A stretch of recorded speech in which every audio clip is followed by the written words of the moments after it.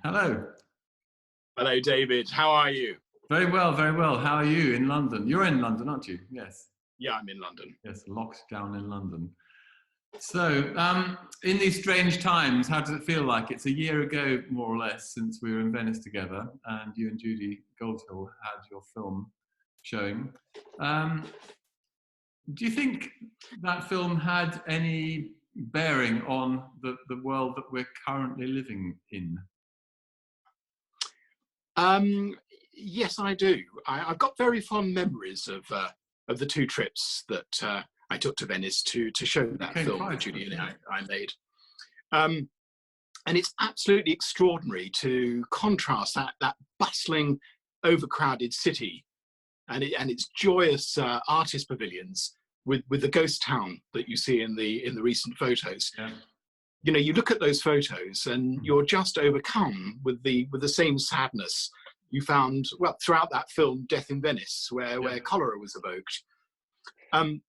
And with the benefit of hindsight, May 2019 in Venice seemed, well, certainly in my life, to be the apex of a recurring human illusion that you can control your destiny. Huh. And we showed a film about the cosmos, but I think, especially with that hindsight, that we were contrasting human insignificance with a sort of vast, random, awe-inspiring universe. And of course, we know that deep space doesn't care for us any more than a virus. So maybe now in spring 2020, we're reverting to one of those periods where everyone is a bit more humble.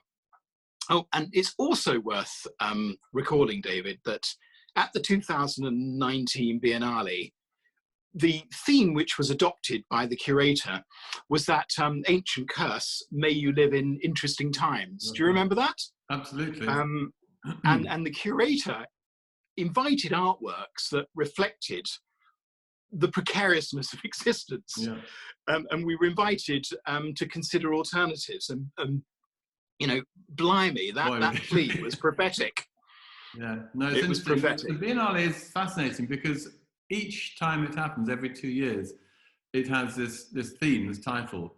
And every single time it seems to get its finger absolutely on the pulse. And it's an extraordinary thing. How it does it, or whether these things are so open-ended that we appropriate them in that way, I'm not sure.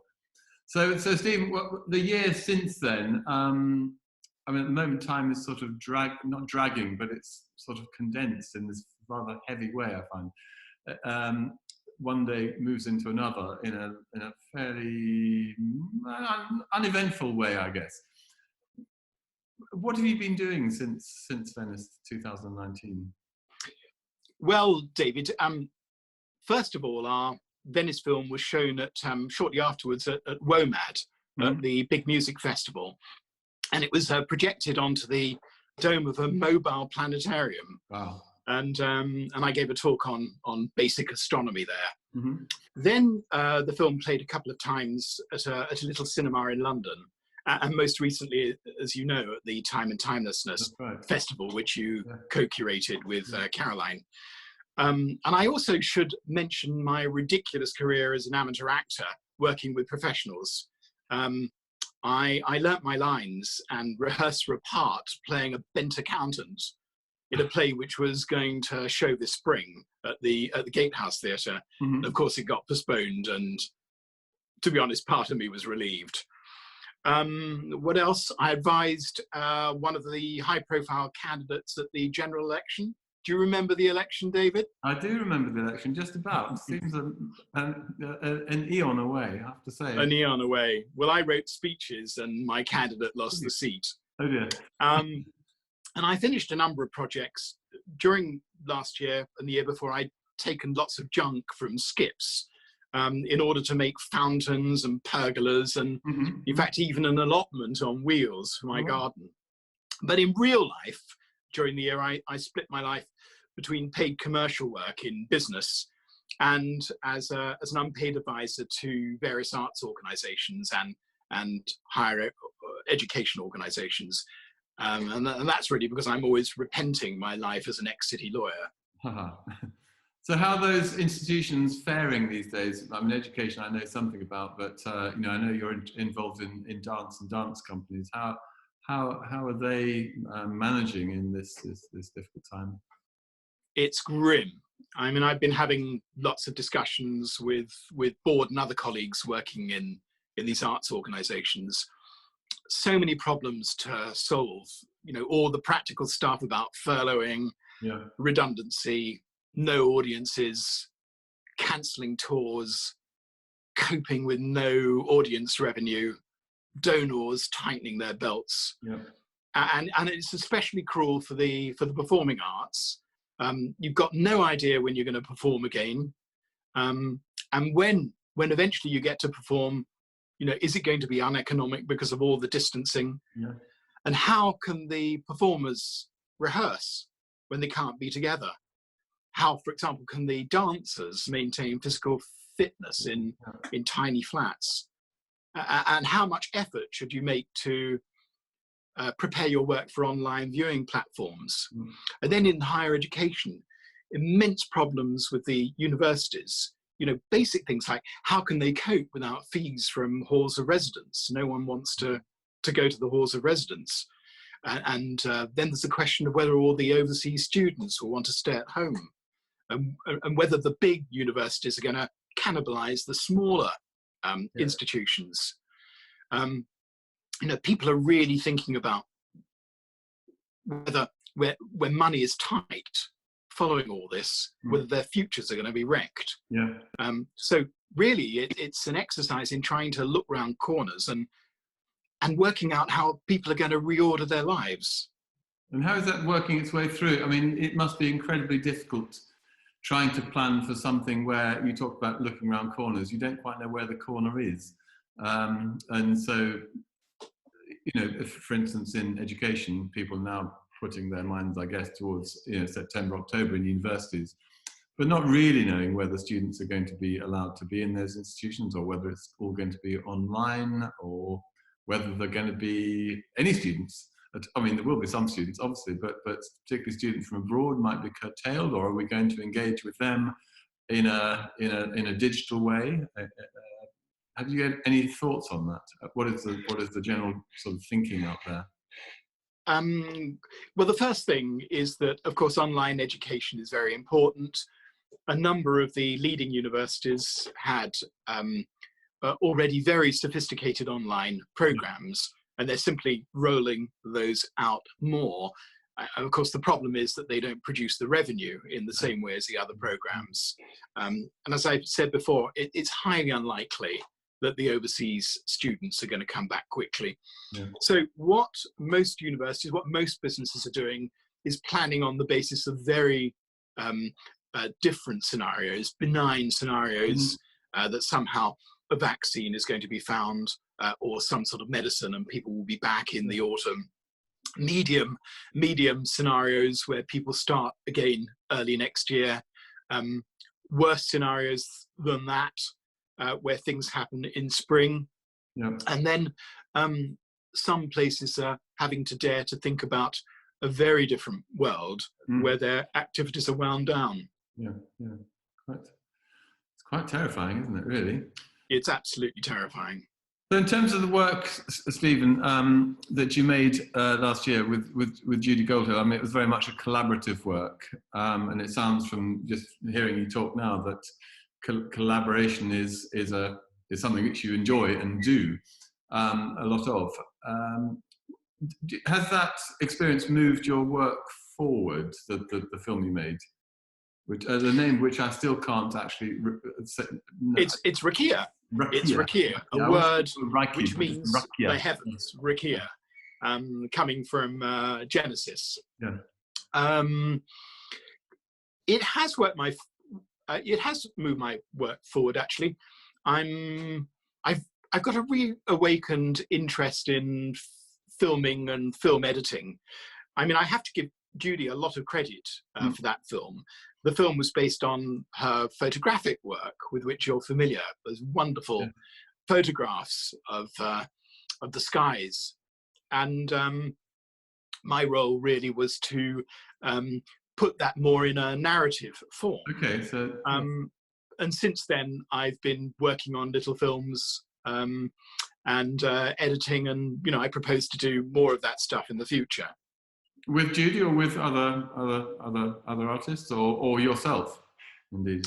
Well, whoever asked me, really, but also myself, and it was a complete joy working with Judy. Yeah, I mean, she's very talented, and I felt very honoured to be part of producing that film. Yeah, and was it made using quite sophisticated equipment, or was it? No, relatively. The actual filming was done on relatively simple equipment. There were the photography was done on Judy's sophisticated cameras, but the link work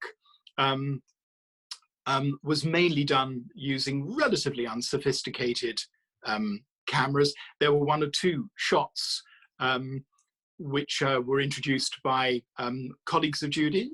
The editing was done in quite a sophisticated way. We had professional editing help on the film. All my work was done on a relatively unsophisticated iPhone. Yeah, I'm not sure what unsophisticated means these days, because iPhones to me seem to be terribly clever. Although a less sophisticated iPhone than the one I got at the moment. But it was amazing, and it contrasted completely with the sort of video equipment I was using making films in the past. Yeah. Is filmmaking something you've been involved with for some time? Is that a long time? I've always mucked around. I've always mucked around making films, both for the family or in a business context. Editing talks that I've given. I got quite a lot of experience from editing. I used to work on a BBC programme. I presented a BBC programme on the law, which I mentioned before was my career, and I just thought those guys doing the editing were amazing. So I got some experience watching them. Yeah, okay. So in terms of your the last couple of months or so, I mean, how has COVID affected your plans for things which you had planned, things which you were going to do? Well, in the immediate past, there's been the advisory work that I've mentioned to you before. Now, that has taken up a huge amount of time. I somehow seem to be busier than I have been for a long time, because things have gone particularly badly wrong in the arts organisations and the educational organisations I mentioned. But at the same time, there are positives for me. I probably have found it easier than many people. I've got a garden. I enjoy that enormously. I'm not locked up in a tiny flat. I've got great places to walk in, and I've been doing that. And then, there are some obvious advantages in all of this. There's a sense of community. There's the pleasure from hearing the birds sing, the pleasure from less pollution. And then there are the bigger things, like there's hopes that you have that national priorities are somehow going to be reordered. There are days when I wake up thinking that that's going to happen, and other days perhaps I'm a little cynical about it. I think there has been a reawakening of human humility, something I mentioned earlier in the context of Venice. And let's hope that, we're on that point in the cycle when the humility lasts for as long as possible. And then, there's that sense that we could be living in a world where we cut down on aircraft and cars and really get to grips with some of our environmental problems. I was just thinking about something you just said just a little while ago about the pleasures, being listening to the birds, breathing air which is less polluted, not so many airplanes flying across your city. I mean, is that really palpable in London? I haven't been there since all this, and so it's absolutely palpable. It really, really does feel different. Actually, the traffic has been picking up over the last few days. I haven't yet noticed the effects on the natural world of that. I listened to a fascinating program the other day that said that the birds are not actually singing louder. They actually lighten their singing I voices, heard but that's, we can simply hear them very much better yeah, because you don't have all the oral pollution around. yeah. And there seems to be less light pollution as well. Somehow it seems to be that much more marvelous over the last week or so, looking at the full moon and seeing the stars. Because you live in North London, do you get access to any of the, like the observatory on Hampstead Heath, for instance, or do you go and look at stuff with telescopes? No, I mean, I just I don't know whether I could or not. I just use my binoculars and the naked eye. Yeah. But I take one or two photographs. They're not really very good, and I don't have the sort of sophisticated equipment. But Judy's been taking some wonderful photographs, and she sent a few to me. And I know you're talking to her soon after. You might want to ask about that. But I do want to mention, some of the personal things here are definitely benign. Things like getting more sleep and dreaming more. And writing down some of those dreams. They're just so... to be one of the biggest themes of these interviews. People are definitely dreaming more, and including myself, who hardly ever dreams, and if I do, I never remember them. But just at the moment, it is, it's... You must write them down. It's really important. I should do. Even when you wake up in the middle of the night, you should have a pad and scribble something. It'll probably be illegible in the morning, but you might find there's a word or two that jolts the memory. And David, it could inform your work. It could indeed. Heaven forbid. Are you thinking about dreams? You're involved or have been involved with the Freud Museum, I believe. Is that correct? That's absolutely right. Yeah, I've had 10 years in the Freud Museum. I've kept on trying to say to them, well, that's the end. It's 10 years. You need someone else. And over the last couple of weeks, I've been successful, and I've actually found my successor. That's really the key. If you want to move on from an organization because you think they need fresh advisors, and every organization does, what you really need to do is to find your successor. Yeah. And then with one bound, you are free. You're free. How exciting. Well, I guess it's exciting. I have to be careful how I say this. You're not an artist, maybe in the same way that many of our other artists in Venice are artists, but you're still making. You take photographs, you write, you do all sorts of things which are within that kind of bubble. Where do you do that currently? Yeah, well, first of all, I'm not an artist at all. I'm a lover of the arts. Yeah, I love working with artists. Yeah. I hope that I'm sympathetic to the issues that face them, but I don't really think that I have the technical talent really to be an effective artist. But I think I do enjoy crafts. So I do spend a lot of time making things. As I mentioned before, getting things out of skips, what are now called found objects. There's a bit of you I didn't know about. So where do you do those? Within your sort of your home domain, or do you have somewhere else? As the lawyers say, I do it within the curtilage of my dwelling house. Okay. There are always skips on the road, and there's always interesting stuff in them. Yeah. And there's always a project or two. So over this year, making a fountain that actually works. My latest project, the paranoid side of me, full of fear about a summer deprived of vegetables because we don't have enough pickers. That's caused me to make an Indian cart on which I planted many, many vegetables for the summer. So I hope that's going to work out. You push it around the garden, and the idea is that it catches the sun at different times of day. Interesting. Wow, I think that sounds. I mean, the thing you talked again. You talk about not being an artist, but I think maybe you are. In that you talked earlier about providing the narrative for the Venice film, or a large part of the narrative, and that's requires some high degree of imagination. And it was a very imaginative film that took us to outer space and back. It seemed to me in an incredibly convincing way, and yet I only learned sort of afterwards that some of the techniques and things you'd actually filmed were, not exactly outer space. Would you like to talk to us a bit more about that? No, I'm actually strictly forbidden Okay, to talk about it.